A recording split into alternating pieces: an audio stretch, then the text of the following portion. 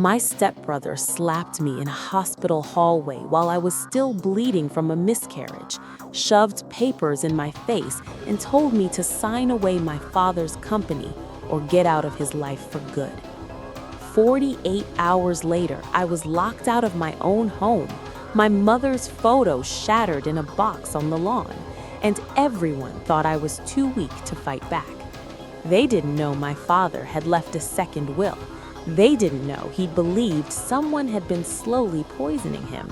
And they definitely didn't know I was about to walk into their office and take back everything they stole, including the future of 43 families who had trusted our name. My name is Eleanor Whitmore, and this is what happened when they thought I would stay silent. Chapter 1. The day everything broke. I woke up to the smell of disinfectant and the steady electronic beeping that told me my heart was still doing its job, even if the rest of me felt like it had fallen apart. The doctor had already left. The nurse had spoken softly, the way people do when they are afraid that normal volume might break you. A few days ago, I had gone into that hospital believing I was going to lose a pregnancy. I did not expect to lose my sense of safety along with it. My body felt hollow and heavy at the same time. Every movement came with a dull ache that reminded me I had not imagined what happened. I stared at the ceiling tiles and tried to keep my breathing even. I told myself that once I was discharged, I would go home, take a shower, sleep in my father's house, and let my mind catch up later. I did not know home was already gone. I heard raised voices before I saw him, footsteps that moved too fast for a hospital hallway, a familiar tone sharpened by impatience and entitlement. Caleb. My stepbrother appeared at the doorway of the waiting area with a thick folder tucked under his arm. He did not look at the nurse. He did not ask how I was. His eyes went straight to me, narrowed, calculating, already irritated that I was not standing up to greet him. "You look awful," he said, loud enough for people nearby to hear. I did not answer. I did not have the energy to manage his tone or his presence. I focused on the armrest beneath my fingers, grounding myself in something solid. He pulled out a chair and sat down across from me without asking. He flipped open the folder and slid several papers onto the small table between us. "Dad made his wishes clear," he said. "We need to take care of this today." I glanced at the top page. Legal language, company letterhead, Whitmore Construction, LLC. My father's name printed at the bottom of a document I had never seen before. "What is this?" I asked. "It is simple," Caleb said. "You sign, you step aside. We avoid any unnecessary complications." I told him I needed time. I told him I had just been released from medical observation. I told him I would speak to a lawyer. His jaw tightened. His voice dropped into something sharper. "There is no need for lawyers. Dad wanted this handled quietly. He trusted me to do it." I looked at him then. Really looked. His suit was too crisp for a hospital visit. His phone buzzed in his hand like this was just another meeting on his calendar. There was no grief on his face, no hesitation. I said no. That was when he lost control. His chair scraped back. His hand came down on the table hard enough to make the papers slide. People turned to look. A nurse started to step closer. "You do not get to do this," he said. "You do not get to complicate things because you are emotional." I stood up too fast, and the room tilted. He grabbed my arm, hard. Not enough to leave a mark, but enough to remind me that he could. Someone shouted. Security arrived. The nurse was suddenly between us, her voice firm now. Hospital security called the police. Caleb stepped back and adjusted his jacket as if nothing had happened. When the officers arrived, he spoke calmly. I sat back down because my legs could not hold me anymore. The report was quick. Disturbance, minor assault, no visible injuries, civil family dispute. Caleb was taken aside briefly and then released the same afternoon. No handcuffs, no real consequences. The officers explained it in the way people explain things they know you cannot change. It was not a serious charge. He had no prior record. He was allowed to leave. By the time I signed my discharge papers, he was already gone. I left the hospital alone. The sky was gray and low, the kind that presses down on you. I drove straight to my father's house, the one he bought in 2005, the place that had been steady my entire adult life. After my divorce in 2021, he had insisted I stay there until I found my footing again. The driveway was empty when I arrived. The porch light was off. Something felt wrong before I even reached the door. My key did not work. I tried again, thinking my hands were still shaking. The lock did not turn. I noticed then that the handle was new. The deadbolt was different. The realization hit me slowly and then all at once. The locks had been changed. I knocked. No answer. I walked around to the back. Same thing. I peered through the window and saw boxes stacked near the door. My phone buzzed. A message from an unknown number. "You should take your things and go." I stepped back and nearly tripped over a cardboard box sitting on the lawn. It was open. Inside were clothes I recognized, my shoes, photo frames, papers, everything I had not taken with me to the hospital. I called the police. They arrived within 20 minutes. They were polite, they listened, they nodded. One of them explained that because my father had passed and there was a dispute over the property, it was considered a civil matter. They could not force entry. They suggested I contact the court. "Illegal eviction?" I said. My voice sounded strange to my own ears. They exchanged a look. One officer shrugged slightly. It would need to be resolved legally. I watched their car pull away. I stood in the yard surrounded by pieces of my life. I opened another box and felt something tear open inside my chest. My mother's belongings, letters she had written before she died, a scarf she wore every winter. The glass frame around her photo was shattered, her face split by a crack that ran straight through her smile. That was when I sat down on the grass and cried. Not loudly, not dramatically, just the kind of crying that comes from being emptied out. I had not even buried my father yet. Neighbors peeked from behind curtains. No one came over. I couldn't blame them. As the sun began to set, I packed what I could into my car. I drove away without knowing where I was going to sleep that night. My phone buzzed again. This time it was Caleb. "You should not make this harder than it needs to be." I did not reply.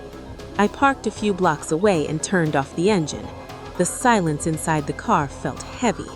I rested my forehead against the steering wheel and tried to understand how everything had shifted so quickly. If this had truly been my father's wish, why had it happened this way? Why the hospital? Why the pressure? Why the violence? I told myself there was a simple explanation, that grief made people act badly, that I was reading too much into it because I was exhausted and hurting. But even then, sitting alone in my car with the last of my belongings in the back seat, I could not shake the feeling that something was deeply wrong. I was not ready to believe it yet. I still wanted to believe that my father would never have allowed this. I started the car and drove into the dark, carrying the question with me, not knowing that it was the first crack in a story far larger than I could see. Chapter 2. The House I No Longer Recognized. The next place I stopped was Ruth Keller's house because it was the only address that felt like it belonged to my father as much as the one they had locked me out of. Ruth lived in a modest 2-story home on a quiet street outside town. The porch light was on when I pulled up, as if she had been waiting there all evening. When I knocked, the door opened almost immediately. Ruth was 74, small and straight-backed, with silver hair pulled into a neat twist and eyes that seemed to measure everything before she spoke. She took one look at my face and reached for my hand. "Come in," she said. "You're not sleeping in your car." The warmth of her entryway hit me first. A faint scent of coffee, clean laundry, something baked earlier in the day. I stepped inside and my shoulders sagged as if my body had been holding itself upright out of pure stubbornness. Ruth closed the door and locked it, then checked the deadbolt like it was a habit. She led me into the living room and turned on a lamp. The soft light made the place feel safe in a way I had not felt since the hospital. "Sit," she said. "I will get you something warm."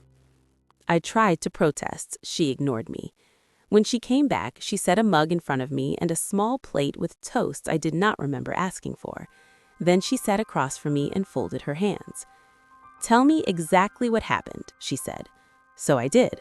The hospital, Caleb, the papers, the push of his hand on my arm, the police calling it a disturbance and nothing more, the new locks, my mother's shattered photo. The way the officer had said "civil matter," like that phrase could cover everything. Ruth listened without interrupting. Her face did not change much, but I noticed the muscle in her jaw tighten at certain parts. When I finished, she leaned forward. "Thomas was careful," she said, "careful in ways most people never understand. He did not make sudden decisions with his money. He did not change legal documents on a whim. If Caleb is waving papers in your face, that does not mean your father wanted them signed." I stared at the toast and realized my hands were shaking. "Caleb said Dad made his wishes clear," I said. Ruth nodded once, slowly, like she was already sorting through possibilities in her mind. "Caleb says many things," she said. "He has always believed if he says them loudly enough, the world will bend." I swallowed hard. "I did not even get to bury my father," I said. Ruth's eyes softened. "I know," she said. "I am sorry, Eleanor." The use of my name made something twist in my chest. At home, in my father's house, I had been Eleanor. In the hospital, I had been a patient. With Caleb, I had been an obstacle. With Ruth, I felt like a person again. After a while, she asked me about the pieces Caleb had always used to justify himself, the narrative he had been living in since we were young. I told her the same things I would tell anyone who asked. "Dad married Marilyn in 2010, I said. "I was already grown. I had my own place, my own job. I was polite. I tried to be." Ruth nodded. "Caleb had been in your father's life before Marilyn," she said. "Yes," I said. "Dad met Marilyn when Caleb was a kid. 12, maybe. Thomas took him in, paid for school, gave him a position at the company when he got older. And Caleb never forgave the world for the fact that you were blood," Ruth said quietly. I let out a breath I did not know I was holding. I also knew there was another question hanging over me, one I had heard in the silence of my car and in the imaginary comments of strangers who would later hear my story and want to poke holes in it. "Ruth," I said, my voice low, "I need to say something now so it does not become a thing later." She tilted her head. "I was divorced in 2021, I said. "I was pregnant by someone who is not part of this. He has nothing to do with my father's money. He is not a factor in any of it." Ruth nodded, calm. "That is your business," she said. "Anyone who thinks it matters more than what Caleb did is looking the wrong direction." The way she said it made me feel steadier, like a line had been drawn around what was relevant and what was not. That night, I slept in the guest room. I slept badly. My body still felt raw, and every time I shifted, my abdomen tightened and reminded me of the hospital. When I finally drifted off, I dreamed of keys that didn't fit and doors that wouldn't open. In the morning, Ruth was already up. She moved around the kitchen with purpose, phone in one hand, a notebook in the other. When she saw Lee, she pointed to a chair. "Eat," she said. "Then we talk." I sat. I ate a few bites because she watched until I did. Then she sat across from me and folded her hands. "I want you to understand something about your father," she said. She reached into a drawer and pulled out an old photo. My father and Ruth at a company picnic, both of them younger, his arm around her shoulders, her smile bright and unguarded. "I was with Whittemore Construction for 20 years, she said, "from 2001 until I retired in 2021. I saw every season the company went through. I saw Thomas build it with his hands and his conscience. He cared about his people. He cared about the numbers, yes, but he also cared about what those numbers represented. I nodded, remembering my father shaking hands with employees by name, remembering how he brought food to job sites and stayed late to make sure people got home safe. Ruth set the photo down. "You see," she said, "if Caleb is trying to strip you and everyone else, then he's not just taking property, he's taking a legacy. And that's something Thomas would not hand over lightly." Later that afternoon, a car pulled into the driveway. Ruth glanced out the window and went still. "Henry Walsh," she said. I recognized the name, an old neighbor of my father, the kind of man who always waved but rarely stopped to talk. Ruth opened the door before he could knock. Henry stepped inside slowly, cap in his hands, eyes darting around like he wasn't sure he should be there. "Eleanor," he said, and his voice carried a sadness that felt real. "Thank you," I said. He shifted his weight. He glanced at Ruth like he needed her permission to continue. Ruth folded her arms. "Tell us what you came to tell us, Henry." Henry swallowed. "I don't want to make trouble," he said, "but I keep thinking about those last months. Thomas wasn't himself. He started acting like someone was watching him." My skin prickled. "What do you mean?" I asked. Henry looked down at the floor. "He said his phone wasn't safe. He asked to use mine once, and one time he showed me a little bottle of pills. He said they were the old ones, and he said the new ones made him feel tired, like his heart was trying to pull him under." Ruth's eyes narrowed. "Did he say who gave him the new prescription?" Henry hesitated. "He said Marilyn handled a lot of his appointments. He said Caleb was always around when the mail came. And he said," Henry paused, then went on, "he said Caleb kept telling him to rest, to stop worrying, that Eleanor couldn't handle it anyway." I felt a flash of heat behind my eyes. "Did he say Caleb?" I asked. Henry nodded. "He said Caleb. He said he didn't trust him, not anymore." Ruth asked a few more questions, careful ones, the kind that seemed casual but not. Dates, times, whether Henry had ever seen paperwork delivered, whether Thomas had ever mentioned a lawyer. Henry couldn't give us everything, but he gave us enough to make my stomach twist tighter. When he left, Ruth locked the door again. "You see," she said, "this is not just about a will. It never was." That evening, I went with Ruth to pick up my prescriptions. My body still moved like it was learning how to be in the world again. I kept my head down in the pharmacy line and tried not to meet anyone's eyes. On the way back, headlights appeared in my rearview mirror and stayed there. At first, I told myself it was nothing, a neighbor, someone going the same way. But when I turned onto a side street, the car turned too. When I made another turn slower, the car stayed behind. My palms went damp on the steering wheel. "Ruth," I said quietly. She looked up from the passenger seat. "What?" "Someone is following us," I said. Ruth's posture changed immediately. She didn't panic. She simply reached for her phone and watched the mirrors with me. "Take the next right," she said, "then go straight, then turn into the gas station on Maple." I did exactly that. The car followed, then slowed as we pulled into the station. It rolled past, paused at the edge of the lot, then continued on. I sat there with my heart hammering. Ruth exhaled slowly. "All right," she said. "That's enough." That night, I found an envelope tucked under Ruth's front door. No stamp, no return address. Inside was a single photo printed on cheap paper. It was Ruth's house. The porch, the windows, the angle from the street, as if someone had stood in the dark and taken it quietly. My throat grew dry. Ruth took it from my hand and studied it. Then she set it on the counter and picked up her phone. "We're documenting everything," she said. Before she could dial, my phone rang, an unknown number. Ruth held up a hand. "Put it on speaker." I pressed the button. "Eleanor," Marilyn's voice said, smooth as if she were calling to offer condolences. "I hear you've been staying with Ruth." Ruth's eyes went cold. "What do you want?" I said. A pause, then Marilyn spoke again, soft and careful.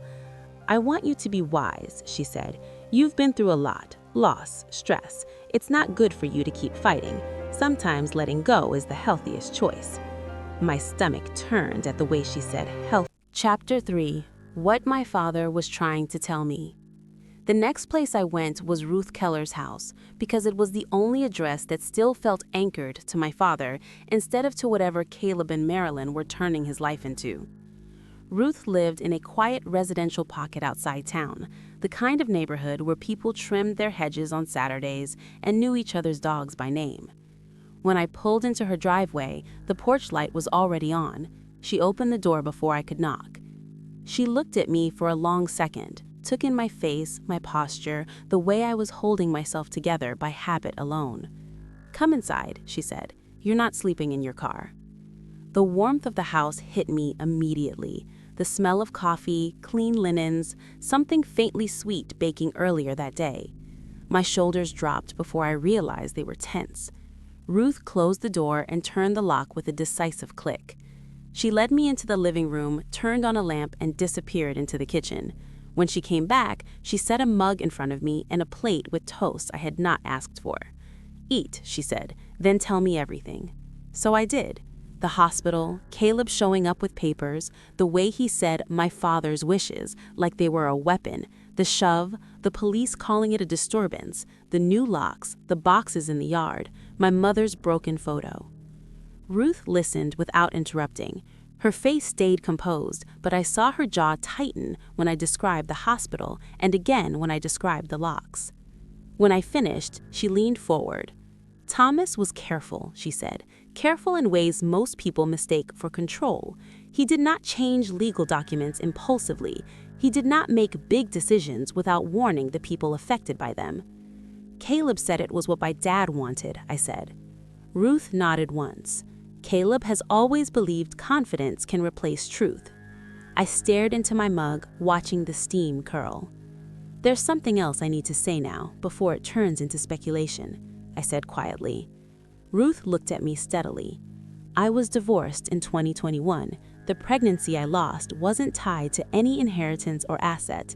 The father isn't involved. He has nothing to do with my dad's estate or the company." Ruth did not blink. "That's your private life," she said. "Anyone who tries to use it to discredit you is reaching." The certainty in her voice steadied me more than I expected. That night I slept in the guest room, or I tried to. My body was still recovering, and every shift reminded me of the hospital. When I did drift off, I dreamed of keys that fit no doors. In the morning, Ruth was already awake. She sat at the dining table with a notebook open, glasses perched low on her nose. "I worked at Whitmore Construction from 2001 until I retired in 2021, she said without preamble. "I saw every season of that company. Thomas did not build it to be stripped." I nodded. I remembered my father bringing food to job sites, remembering employees' anniversaries, checking on people's kids. "If Caleb is rushing you to sign," she continued, "it's because he doesn't want time. Time exposes patterns." Later that afternoon, there was a knock at the door. Ruth looked through the window and stiffened. "Henry Walsh," she said. I recognized the name, a neighbor of my father's for years, quiet, observant. Henry stepped inside, cap in his hands. "I'm sorry about Thomas," he said. "I've been thinking about him a lot." Ruth gestured for him to sit. Henry hesitated, then spoke. "The last year wasn't right. He started acting like someone was watching him, asked to use my phone once, said his didn't feel safe." My skin prickled. "He showed me his pills, said the new ones made him tired, said the old ones felt different. And he mentioned Caleb by name, said he didn't trust him anymore." Ruth asked careful questions, dates, timing, whether Thomas mentioned appointments or paperwork. Henry couldn't give us everything, but he gave enough to make my stomach knot. After he left, Ruth locked the door again. "This isn't just a will dispute," she said. "It never was." That evening, Ruth and I went to pick up my prescriptions. On the way back, headlights appeared in my mirror and stayed there. When I turned, the car turned. When I slowed, it slowed. "Ruth?" I said. She straightened. "Take the next right, then the gas station." I did. The car followed, then rolled past us slowly before disappearing. We sat in silence for a moment. "That was a message," Ruth said. When we got back to her house, an envelope was tucked under the door, no stamp. Inside was a printed photo of her porch taken from the street. Ruth studied it, then reached for her phone. "We document everything," she said. Before she could dial, my phone rang. Unknown number. Ruth nodded for me to answer on speaker. "Eleanor," Marilyn's voice said smoothly, "I hear you staying with Ruth." "What do you want?" I asked. "I want you to be wise. You've been through enough. Fighting won't heal you." "Caleb assaulted me in a hospital. He threw my things out of my home." A pause. "Family matters get complicated. The law will handle what it needs to, but you don't want to make enemies you can't afford." Ruth leaned toward the phone. "Do not contact Eleanor again," she said calmly. Another pause, then Marilyn's tone sharpened just slightly. "I hope you know what you're doing, Ruth." The call ended. "They're nervous," Ruth said. "People who are calm don't send warnings." The next morning, Ruth pulled out old files from her personal records, spreadsheets, notes. She moved through them with practiced focus. Then her expression changed. "Eleanor," she said. I stood beside her. On the screen were transactions that didn't fit payroll or known vendors. "Money moving out," she said, "not in a way Thomas would approve. And look at the dates. They lined up with when my father's health began to decline." The papers Caleb had shoved at me weren't the truth. They were a distraction, and whoever was hiding behind them was hiding far more than a signature. Chapter 4. I let them think they'd won. I stopped reacting after that. That was the first real change. Once I understood how much was being hidden, panic stopped helping. Grief stopped helping. What helped was structure. Daniel Brooks met me the next morning in his office, the same conference room where my father had once sat across from him and joked about never retiring. Daniel was 41, sharp-eyed, and careful with every word, especially now. "You did the right thing bringing everything through Ruth," he said as he opened the secured file. "Chain of custody is clean. If anyone challenges this, we're protected." I watched his hands as he reviewed the documents. The will, the financial records, the timeline Ruth had reconstructed. "They rushed," he added. "That's their mistake. People who rush leave fingerprints." "Is it enough?" I asked.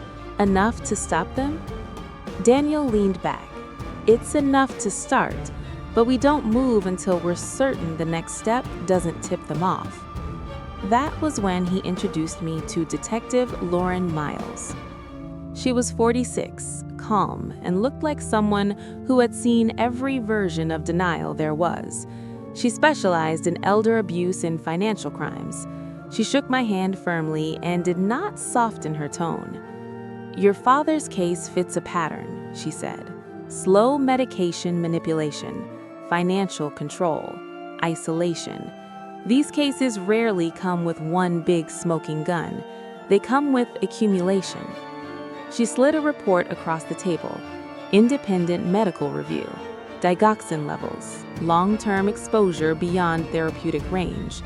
"It doesn't prove intent by itself," she said, "but it supports suspicion, especially when paired with financial incentive." I felt my jaw tighten. "So what do we do?" Lauren looked at Daniel, then back at me. "We let them keep talking." That was the part that scared me. Daniel explained it carefully. Pennsylvania was a two-party consent state. No secret recordings, no tricks that would poison evidence. "We don't trap them," he said. "We give them space to confirm what they already believe." "And what do they believe?" I asked. "That they've won," Lauren said. So I let them believe it. I waited 3 days, long enough for the silence to feel real. Then I emailed Caleb. I kept it short, no accusations, no legal language. "I'm tired. I can't fight anymore. I just want this over." He replied within an hour. "We can meet. Let's be adults." The meeting was set at Daniel's office, neutral ground. Lawyers present, email confirmations saved, every step documented. Caleb arrived smiling. He looked relaxed, confident, like someone who thought the storm had passed. Marilyn came with him, polished and composed. Ava Price followed a few minutes later, younger, overdressed, checking her phone like she was bored. Ava was 29, Caleb's girlfriend. She carried herself like someone who had recently discovered money. Daniel opened the meeting. This is a discussion to resolve estate matters, nothing more. Caleb leaned back. Finally. I kept my shoulders slumped, my voice quiet. I don't have the energy for this. I just want to move on. Marilyn's lips curved into something almost kind. That's for the best, Eleanor. Caleb slid a document across the table. Sign this and we'll make sure you get something fair. Daniel glanced at it. This isn't the will on record. Caleb waved a hand. Details. I looked down. I let my hands shake. I just don't want this to get ugly, I said. Caleb laughed softly. It won't, as long as you cooperate.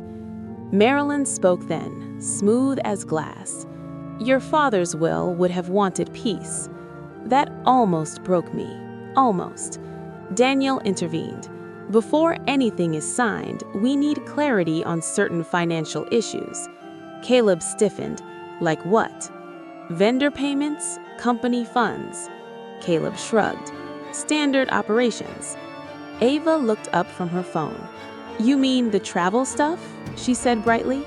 The Maldives trip was technically a business write-off. Caleb shot her a look. Too late. Daniel's pen paused. Maldives? Ava smiled, oblivious. Yeah, Caleb said it was fine. Company's doing great. Silence settled. Marilyn's expression tightened just a fraction. Daniel looked at Caleb. You want to explain that? Caleb cleared his throat. She doesn't understand accounting. Lauren watched quietly from the corner, introduced only as a consultant. Daniel continued. And the 401k discrepancies? Marilyn's voice sharpened. Those are temporary. Temporary for 43 employees. Caleb leaned forward. Look, we're restructuring. Sometimes money moves. Lauren spoke the first time. Money doesn't move out of retirement accounts without consequences. Caleb frowned. Who are you? Someone who cares about elder abuse, she said calmly. The air changed. Ava shifted in her chair. Caleb, you said this was handled. Caleb shot her another look. Not now. Marilyn folded her hands. This meeting is going off track. Daniel nodded. It is, because you've just confirmed misuse of funds in front of council. Caleb stood. This is ridiculous. I spoke softly. So is locking me out of my home. He froze. You didn't need to do that, I added. You could have waited, but you rushed. Marilyn's eyes met mine. There was no kindness left in them now, only calculation.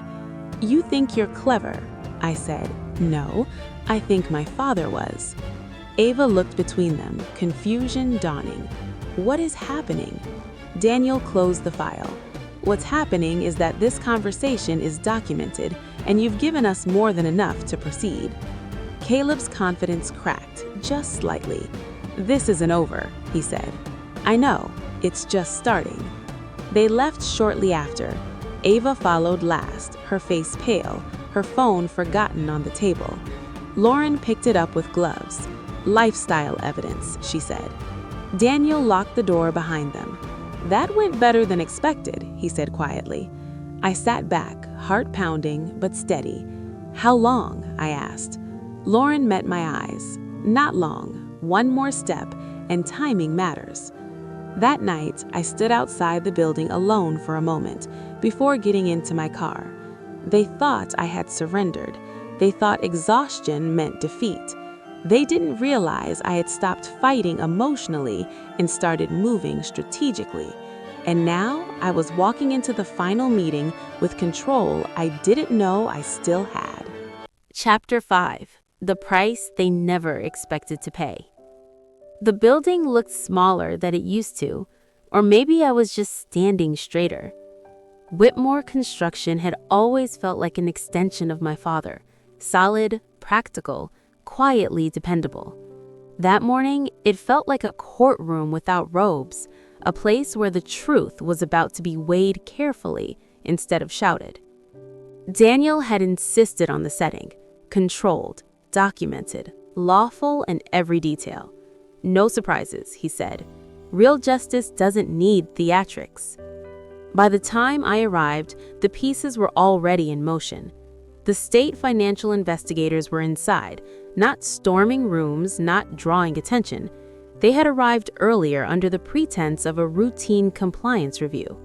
Detective Lauren Miles was there as well, dressed like a consultant, not a threat. Clipboards instead of handcuffs, questions instead of accusations. Caleb and Marilyn walked in together, confident enough to be late. Caleb smiled when he saw me. It was the same smile he wore in the hospital, the one that assumed I would fold if pressed hard enough. "Morning," he said. "Didn't expect this to turn into such a production." It didn't. It turned into accountability. He laughed softly and took his seat at the head of the conference table, a position he had claimed quickly once my father was gone. Marilyn sat beside him, posture perfect, hands folded, eyes sharp. Daniel opened the meeting with procedural calm, introductions, purpose, scope. "This is an internal review requested by the estate and supported by state oversight," he said. "We're here to clarify records, not debate feelings." Caleb leaned back. "Fine, let's clarify." I had rehearsed my questions carefully, not to sound clever, but to sound reasonable. Questions people answered when they believed the answers couldn't hurt them. "When did you start authorizing payments to Brightline Consulting?" I asked, sliding a printed ledger across the table. Caleb glanced at it. "A couple years ago. They handled external strategy." "And where are they based?" I asked. He hesitated for half a second. "Out of state." "Which state?" I pressed.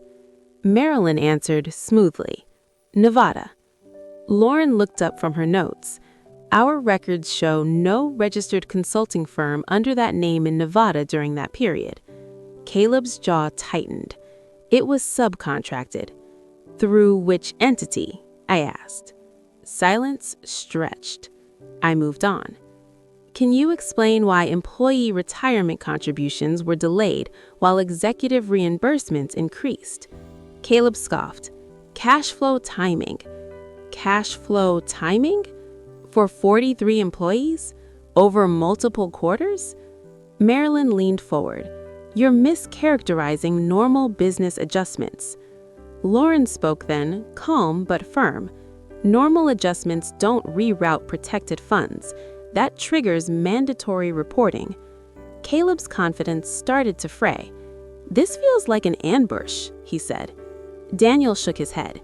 "It's a review. You were notified." I watched Marilyn closely. She hadn't spoken in a while. When she did, her voice was precise. "This company survived because of us. Thomas was sick, decisions had to be made." I met her gaze. He wasn't incapable. "He was declining," she replied. "You weren't here to see it." "I was," I said quietly. "He just didn't let you see what he was still capable of." That was when I placed the copy of the will on the table, dated March 2023. Caleb's eyes flicked to it, then away. "That document is invalid," he said. Daniel slid the notarization forward. "It's valid, and it supersedes the one you presented." Marilyn's expression finally cracked. "This is absurd," she said. "You're trying to rewrite history." "No, I'm restoring it." Lauren signaled to one of the state investigators, who stood and addressed the room. "We're expanding this review to include potential elder exploitation and financial misappropriation," he said evenly. "This will involve a temporary suspension of executive authority pending outcome." Caleb stood abruptly. "You can't do that." "Yes," the investigator replied, "we can." The air in the room shifted. Not dramatic, not explosive, just a quiet realignment of power. Marilyn reached for Caleb's arm. "Sit down," she whispered sharply. Eva Price wasn't there that day. Daniel had advised against inviting her again. Her absence spoke loudly enough. The review continued for hours. Questions, documents, confirmations. No shouting. No denying strong enough to undo numbers on a page. By late afternoon, Caleb no longer sat at the head of the table.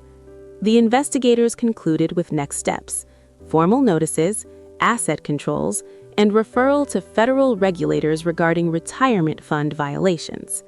Marilyn was informed separately that her financial history would be reviewed in full, including insurance claims tied to multiple marriages across state lines. Her composure vanished then, replaced with a tight fury she couldn't aim anywhere safely. "This isn't over," she hissed at me as the room cleared. I nodded. "No, it's just honest now." When it was done, when the building emptied and the quiet returned, I walked through the office floor alone. Desks, photos, hard hats hung neatly on pegs. This place was still full of people's lives, and it would stay that way. The company was placed under interim management. The retirement funds were frozen, audited, and eventually restored. Employees were notified carefully, truthfully, without panic. Natalie called me later, crying with relief. "They're safe. You did it." I didn't feel victorious. I felt finished. Weeks later, after the formal charges were filed and the estate was settled properly, I stood at my father's grave with Ruth beside me. No reporters, no speeches. "I kept my promise," I said quietly. Ruth nodded. "You did more than that. You finished his work." I left flowers and stepped back, feeling something close to peace settle in my chest.